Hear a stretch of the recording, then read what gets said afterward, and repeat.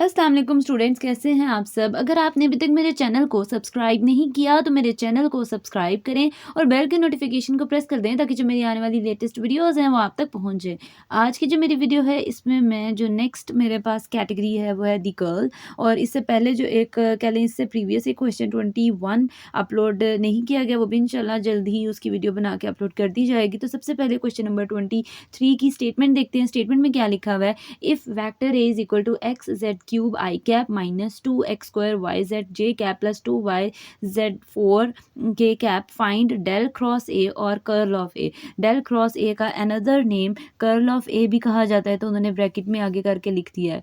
ठीक है, at the point 1 - 1 1 हम लोगों को कह रहे हैं कि हमारे पास एक पॉइंट भी दे दिया और उस पॉइंट को कह लें एक्स वाई जी की वैल्यूज गिवन है। ठीक है, अब इस क्वेश्चन के अकॉर्डिंग मेरे पास वेक्टर ए भी गिवन है, मेरे पास कह लें पॉइंट भी गिवन है, सिर्फ हम लोगों ने del cross A find out करना है। ठीक है, तो जब del cross A find out करना है मैंने इसकी जगह इसकी वैल्यू लिखनी है। मुझे इस चीज़ का पता है कि हम लोग अपने प्रीवियस जितने भी क्वेश्चन है उसमें डेल की value partial over partial X I cap plus partial over partial Y J cap plus partial over partial Z K cap put करते आ रहे हैं। ठीक है, तो यहाँ पे भी हम वही वैल्यू पुट करेंगे। इसका क्रॉस प्रोडक्ट ले लेना है वेक्टर ए की जो वैल्यू है वो अगेन यहाँ पे लिख देनी है। अब जब भी क्रॉस प्रोडक्ट की बात हो तो हम लोग उसका डिटर्मिनेंट लिखते हैं। 3 × 3 का डिटर्मिनेंट लिखा जाएगा, ऊपर आई जे के आ जाता है, फिर इसके बाद partial over partial x partial over partial y partial over partial z, और आई वाली टर्म के नीचे आई वाली टर्म लिख देनी है। जे वाले के साथ जो टर्म है वो यहाँ पे लिख दी जाएगी और के साथ जो टर्म है वो यहाँ पे लिख दी जाएगी। ठीक है, अब ये जो 3 × 3 का डिटर्मिनेंट है इसको मैंने एक्सपैंड करना है। प्रीवियस जितनी भी वीडियोस 3 × 3 के डिटर्मिनेंट से रिलेटेड थी वो एक्सपैंड करने का प्रॉपर कह लें एक एक पॉइंट क्लियर किया गया है। ठीक है, तो इस तरह से हमारा 3 × 3 का डिटर्मिनेंट एक्सपैंड होता है। अगर किसी को कोई प्रॉब्लम है तो वो प्रीवियस वीडियोस में जाके इस पॉइंट को समझ सकते हैं। ठीक है, तो यहाँ पे मैंने आई कैप लिख दिया। इस तरह से हम लोगों ने कह लें डिटर्मिनेंट लगाया, partial over partial y partial over partial z -2x square Y z 2y z4। ठीक है, मतलब इसको, और जब आई कैप की बात आएगी तो हम लोगों ने इसको और इसको स्किप करके लिख देना है। जे कैप की बात आएगी तो इसको सेंटर वाले को और इसको स्किप करके लिख देना है, और फिर के कैप की बात आएगी तो ये लास्ट वाले को और जो इसके साथ ये वाली टर्म है इसको स्किप करके लिख देना है। और फर्स्ट 2 के साथ तो प्लस आएगा, इसके साथ भी आई कैप के साथ भी प्लस आएगा, इसके साथ भी प्लस आएगा, बट ये जो जे कैप है इसके साथ हमेशा माइनस आता है, नेगेटिव साइन आता है। ठीक है, अब जब इसके कह लें डिटर्मिनेंट को एक्सपैंड किया जाएगा तो कुछ इस तरह से मेरे पास इसकी वैल्यूज़ आएंगी। ज़रा देखें मैंने किस तरह से इसको सॉल्व करना है। ये मेरे पास इसकी वैल्यूज़ आई हैं।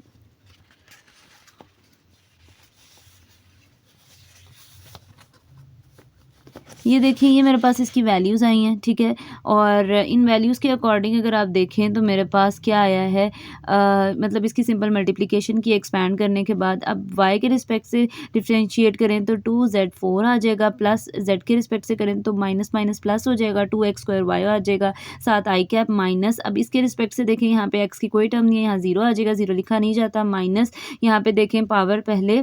ठीक है, तो माइनस जेड क्यूब है तो पावर पहले आ जाएगी, पावर के अंदर वाली चीज़ का डेरिवेटिव, पावर में से 1 माइनस कर देना, पावर के अंदर वाली चीज़ का डेरिवेटिव, तो यहाँ पे क्या आ जाएगा माइनस, ये वाला माइनस, ये माइनस एक ये है और एक माइनस ये बाहर वाला ये है। ठीक है, तो -3x z² और जे कैप आ जाएगा, और सेम यहाँ पे भी x के रिस्पेक्ट से करें तो यहाँ पे 2 टाइम 4 हो जाएगा, और minus as it is x और साथ क्या आ जाएगा yz। ठीक है, फिर इसके बाद इसकी सिंपल मल्टीप्लिकेशन करनी है, माइनस माइनस प्लस हो जाएगा, यहाँ पे इसके 3 के साथ प्लस आ जाएगा, और यहाँ पे -2 टाइम 4 हो जाएगा। ये मेरे पास इसकी वैल्यू आ गई है। अब मैंने क्या करना है, इस पे पॉइंट पुट करना है। पॉइंट जो हमारे पास क्वेश्चन में गिवन था, अगर आपको प्रॉब्लम हो रही है कि ये पॉइंट कहाँ से आया तो क्वेश्चन की स्टेटमेंट अगेन रीड कर लें, क्या लिखा हुआ है। जो कि पॉइंट क्या है 1 - 1 1, मतलब x भी 1 है, y -1 है और z की वैल्यू 1 है। अब जहाँ जहाँ x आएगा वहाँ वो 1 पुट कर देना है, जहाँ जहाँ y आएगा वहाँ -1 पुट कर देना है, और जहाँ जहाँ z आएगा वहाँ 1 पुट करके इस तरह से हम लोगों ने लिखना है। ठीक है, अब इसकी मल्टीप्लिकेशन करेंगे तो 2 1 टाइम 2 आ जाएगा, 1 के कुछ भी कर लें, पावर 4 ले लें तो 1 नहीं आएगा, 2 1 टाइम 2 आ गया। फिर यहाँ पे देखें -2 है, -1 है, और यहाँ पे 1 का स्क्वायर लें 1 नहीं आएगा, 1 मल्टीप्लाई बाय -1 आ जाएगा, साथ 2 के साथ मल्टीप्लाई करें -2 आ जाएगा। ठीक है, सेम यहाँ पे देखें 3 को मल्टीप्लाई करें 1 के साथ 3 आ जाएगा, 4 को मल्टीप्लाई करें -1 के साथ तो -4 आ जाएगा। -4 मल्टीप्लाई बाय माइनस क्या आ जाएगा, माइनस माइनस प्लस, और यहाँ पे 2 - 2 क्या हो जाएगा, 0, और लास्ट पे मेरे पास जो रिजल्ट आएगा वो क्या बन जाएगा, 0 i cap plus 3 j cap plus 4 k cap. अब कुछ स्टूडेंट ये क्वेश्चन कर सकते हैं कि यहाँ पे भी ये वाला आंसर भी कह लें एक्यूरेट है, ठीक है, हम ये भी आंसर लिख सकते हैं, बट ये यहाँ पे क्यों गए 3 j cap plus 4 k cap पे, क्यों, क्योंकि 0 कह लें लिखा नहीं जाता, तो हम लोगों ने इसको स्किप करने के लिए सिर्फ आंसर क्या आएगा आपका 3 j cap plus 4 k cap, ये आपका फाइनल आंसर है क्वेश्चन नंबर 23 का। इसके बाद मैं मूव कर रही हूँ क्वेश्चन नंबर 24 पे, तो ज़रा देखिए मेरे पास क्वेश्चन नंबर 24 की स्टेटमेंट भी सेम इस तरह से ही क्वेश्चन। अब नेक्स्ट क्वेश्चन नंबर 24 पे मूव करें, तो सबसे पहले क्वेश्चन की स्टेटमेंट देखते हैं। स्टेटमेंट में क्या लिखा हुआ है, if vector A is equal to X square Y I cap minus 2x z j cap plus 2y z k cap find curl of A. हम लोगों ने इसमें वेक्टर ए मेरे पास गिवन है, ठीक है, और उसमें हम लोगों ने curl of A find out करना है। तो क्या इसका मीनिंग है कि कर्ल ऑफ ए का मतलब है डेल क्रॉस ए, ठीक है, और साथ कर्ल का क्या मीनिंग है, क्रॉस, डेल का क्रॉस ले लेना है, ठीक है। तो ये मेरे पास डेल क्रॉस ए यहाँ पे आ गया। इसका अगर हम मैग्नीट्यूड लें, किस तरह से लेंगे, 3×3 का डिटर्मिनेंट लिखेंगे, आई जे के ऊपर आ जाएगा, डेल की जगह partial over partial X, partial over partial Y, partial over partial Z आ जाएगा, और वेक्टर ए के साथ जो आई के साथ नंबर है वो इधर आ जाएगा, जे के साथ जो भी कैली वैल्यू है वो यहाँ पे आ जाएगी, और के कैप के साथ जो उनसी भी वैल्यू है वो यहाँ पे इस के कैप के नीचे लिख दी जाएगी, ठीक है। फिर 3×3 का डिटर्मिनेंट एक्सपैंड करेंगे, एक्सपैंड करने के बाद इसकी सिंपल मल्टीप्लिकेशन करेंगे और डिटर्मिनेंट्स को एक्सपैंड करेंगे, तो मेरे पास जो फाइनल रिजल्ट्स बनेंगे कुछ इस तरह से बनेंगे। अगर आपने इसकी स्क्रीनशॉट लेने हैं वो भी आप ले सकते हैं। यहाँ पे मेरे अगर लें तो पार्शियल ओवर पार्शियल वाई के रिस्पेक्ट से ये 1 आ जाएगा, तो 2z आ जाएगा, माइनस माइनस प्लस, यहाँ पे अगर पार्शियल डिफ्रेंशिएट करें तो 2x आ जाएगा, ठीक है, ये आई कैप।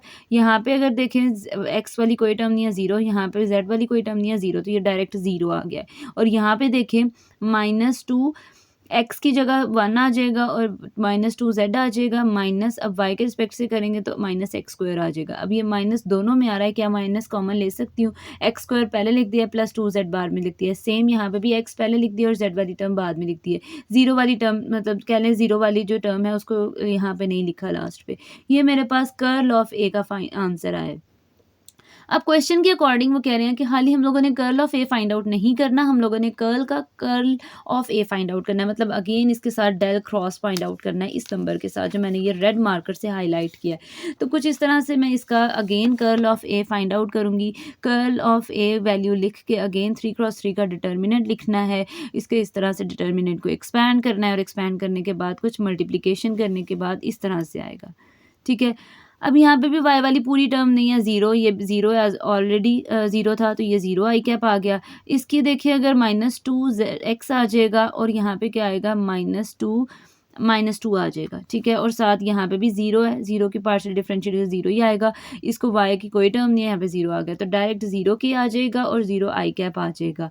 बट यहाँ पे माइनस माइनस दोनों में माइनस आ रहा है, माइनस कॉमन ले लेंगे, माइनस माइनस मिलके प्लस बना देगा, तो 2x + 2 मेरे पास जे कैप के साथ आंसर आया और यही आपका फाइनल आंसर है। ये थी जी आज की मेरी वीडियो। होपफुली आपको मेरी वीडियो अच्छी लगी होगी। अगर आपको मेरी वीडियो अच्छी लगे तो वीडियो को लाइक करें और सब्सक्राइब करना मत भूलिएगा। तो इंशाल्लाह जो नेक्स्ट वीडियो होगी वो फर्दर सॉल्व प्रॉब्लम से रिलेटेड होगी। तो तब तक के लिए अल्लाह हाफिज़।